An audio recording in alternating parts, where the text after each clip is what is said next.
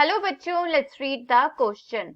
How many of the following structures are made vestigial or redundant due to adaptation of the organism to new environment?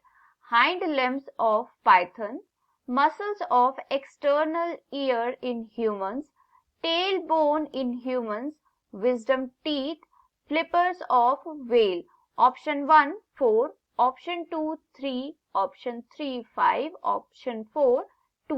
इस question में पूछा गया है कि जो गिवन स्ट्रक्चर्स हैं उनमें से कितने स्ट्रक्चर्स जो हैं वेस्टिजियल है और रिडंडेंट है, दैट इज रिड्यूस्ड है। तो इस क्वेश्चन के लिए की कॉन्सेप्ट है वेस्टिजियल ऑर्गन।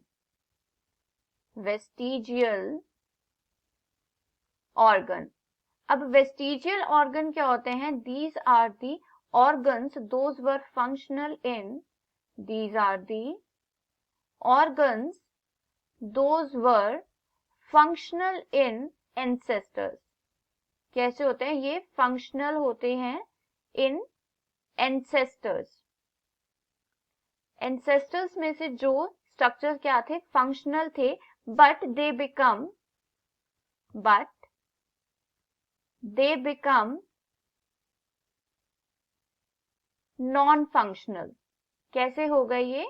नॉन फंक्शनल हो जाते हैं जो organs due to less use और नो यूज, और due to some adaptation to the new environment. इन ऑर्गन्स की जो फंक्शनिंग थी वो क्या हो जाती है? कम हो जाती है, और इनका जो यूज है वो कम हो जाता है।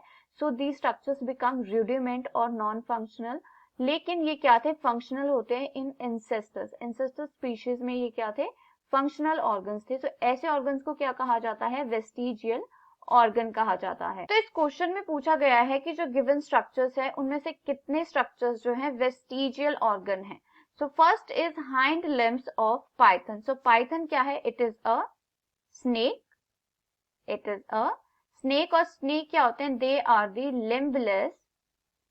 They are the limbless reptiles.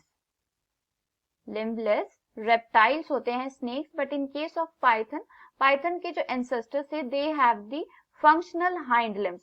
So, और पाइथन में क्या होता है? They also have the hind limb, but it is a reduced structure, non-functional structure. So yes, hind limb of python is a vestigial organ. So this is correct. Second is muscles of external ear in humans. So जो human ancestors थे, they have the functional muscles of external ear. जो उनका pinna था उसकी muscles कैसी थी? Functional थी, and they were able to move their pinna, वो अपने एक्सटर्नल ईयर को मूव कर सकते थे। बट जो प्रेजेंट ह्यूमंस है, they don't have this capability, because जो मसल्स है एक्सटर्नल ईयर्स की, they are not that much functional, they are non functional in the present humans. लेकिन कुछ पर्सन क्या होते हैं? They have the ability to move their pinna, वो अपने एक्सटर्नल ईयर को मूव कर सकते हैं। That means they have their ancestral characters. But in majority जो मसल्स होती हैं एक्सटर्नल ईयर की, they are non functional and they act as the vestigial organ. So this is also correct. Third is tailbone in humans. So जो humans के ancestors थे, these were the ape like, और उनमें क्या थी? tail present थी. But in humans there is no tail. लेकिन जो humans हैं, they have tailbone, but it is a reduced form. क्योंकि जैसे जैसे एवोल्यूशन हुई वैसे वैसे जो टेल थी वो क्या होगी? रिड्यूस्ड होगी, and humans don't have any tail, but they retain tailbone as a vestigial organ. So this is also correct.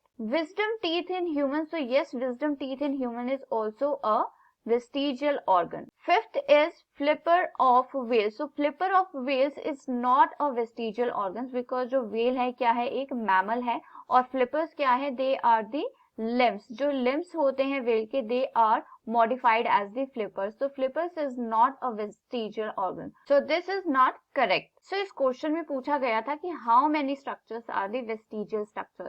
So first is hind limbs of python. Second is muscles of external ears of human. Third is tailbone in human, and fourth is wisdom teeth. So it is 4. So for this question the final answer is option 1 4. I hope you understood it well. Best of luck. Thank you.